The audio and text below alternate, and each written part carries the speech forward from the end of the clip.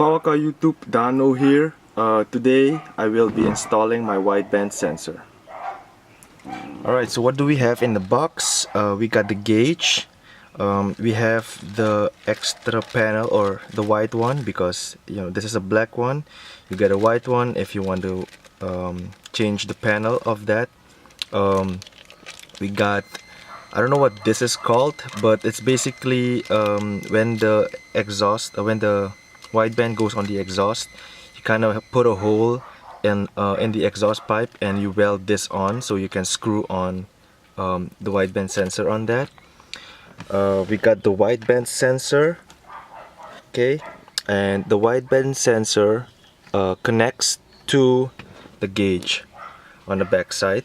So basically the sensor connects via this to here, and that will be connected to the gauge. And we also have this. This is the feed. This is used to power the gauge. So let's see if we can focus on that a bit. Okay, so we got 4 wires here. We have 4 colored wires.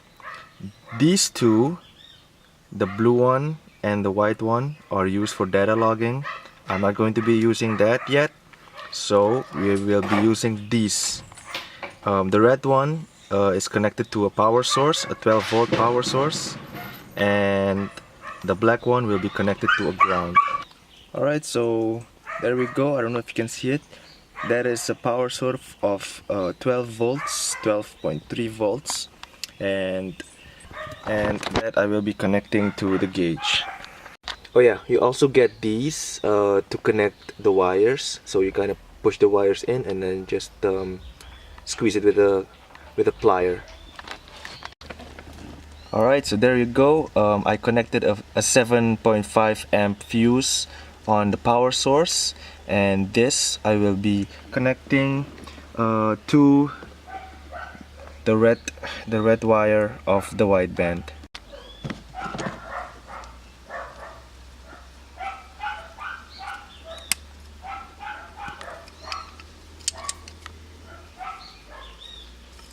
So there we go.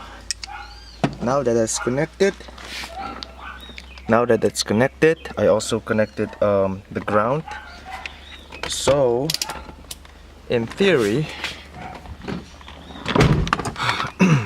the wideband should work. Let's see.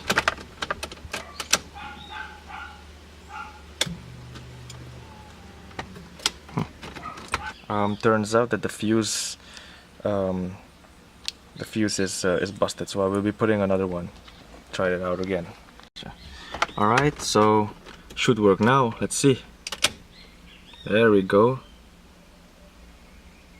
Woo, okay, nice. Okay, so check this out. On the back side of the wideband, there is a 4-pin plug and a 6-pin plug. The 4-pin is the one that goes to the feed, the power feed, and the 6-pin is the one that goes to the oxygen sensor. Alright guys, so everything is connected. Got the power connected and also the sensor connected. So right now we're going to be checking if it's working correctly.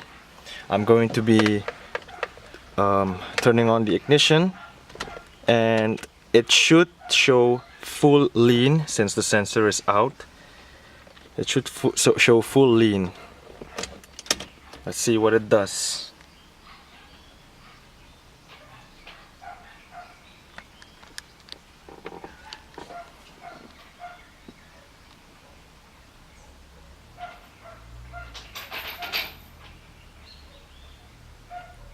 There we go, full lean.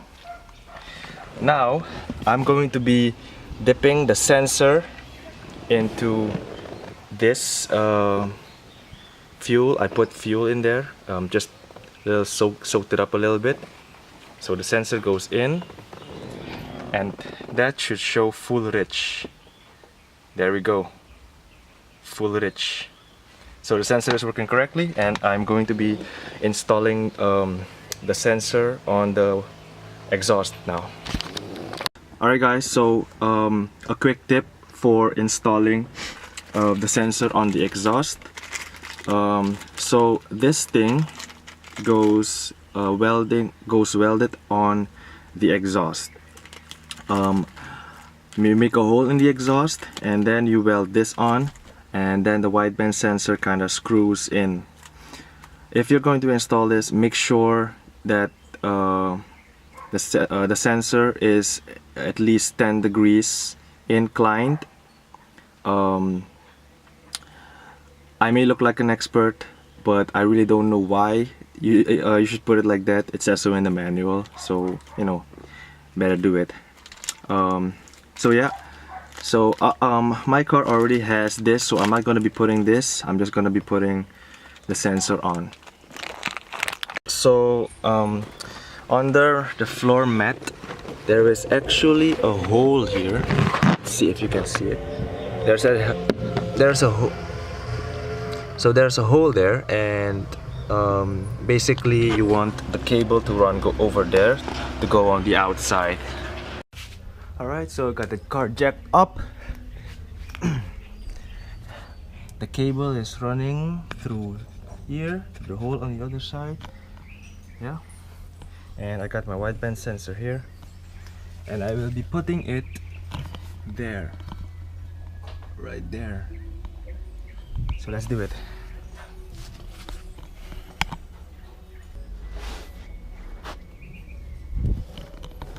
Alright, don't know if you guys can see, bear with me.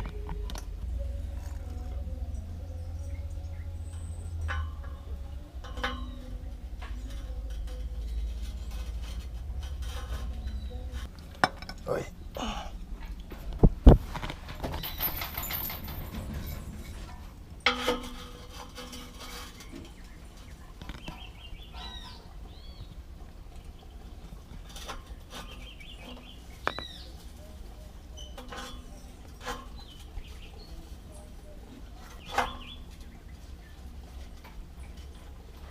Alright, so there we go. Alright guys, so everything is connected, and okay, we'll see what it does. Gonna start it up, check out the readings. Quick tip, always warm up your wideband before starting your car, so it needs to go full lean first.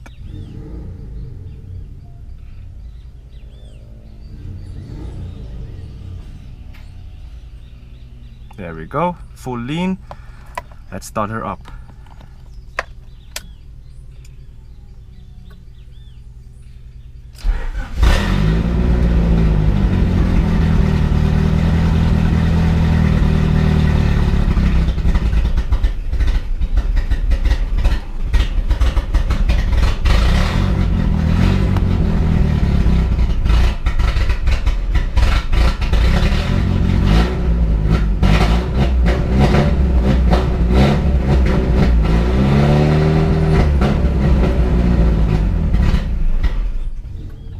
What the fuck?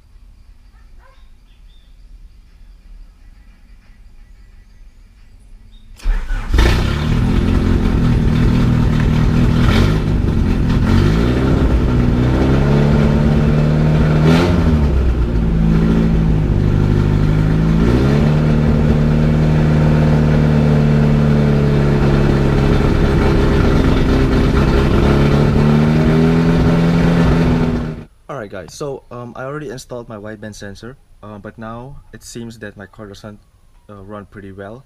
I'm not sure what it is. I think the spark plugs are foul. I will be checking that out. I will be buying another pair of spark plugs.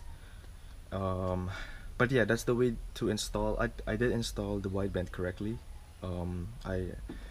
It seems to be working, but I see that it's showing full lean even when the car is started up. I think that has something to do with my exhaust leaking. There's actually fresh air going into the exhaust, so maybe that is giving that is the reason why the wideband is giving false readings. So I will have to check on that also. But yeah, for those of you who don't know what a wideband sensor is or what it does, basically it's an O2 sensor. So it's more for cars um, that needs tuning, or when they upgrade parts and they tune the car. It is for to show actually how much fuel is being injected into the engine. So an engine, it needs air and fuel to combust, to run, and there's a certain amount of fuel and a certain amount of air that you need to make an efficient combustion. Um, when the car gets too much fuel, not enough air, the fuel mixture will be rich, and that will lead to unburned fuel being into the exhaust, being pumped into the exhaust. The wideband sensor then reads that there is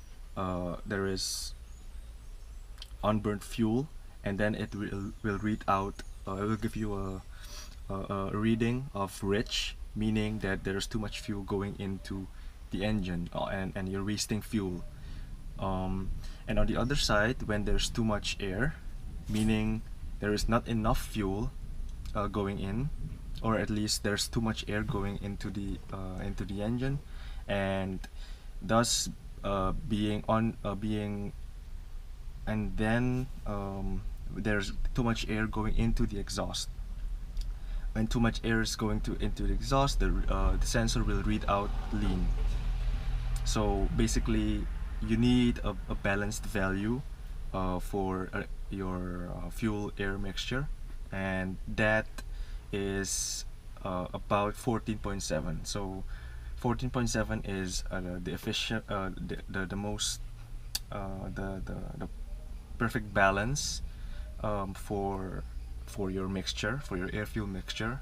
Meaning 14.7 means there is 14.7 parts air for every 1 part of fuel. That is in unleaded. So we drive unleaded, and that's the value that is supposed to be if you want to have an efficient burn. So yeah, that will be it. Yeah, I installed my wideband. I did install it correctly. I think I installed it correctly. Follow the instructions, get an instruction manual. I will have to check on my car what's up with that. I will also have to open the valve cover to check for any oil leaks, etc. So if you guys enjoyed this video, give me a like, and I will post the coming updates later on. So thank you for watching, and see you in the next video.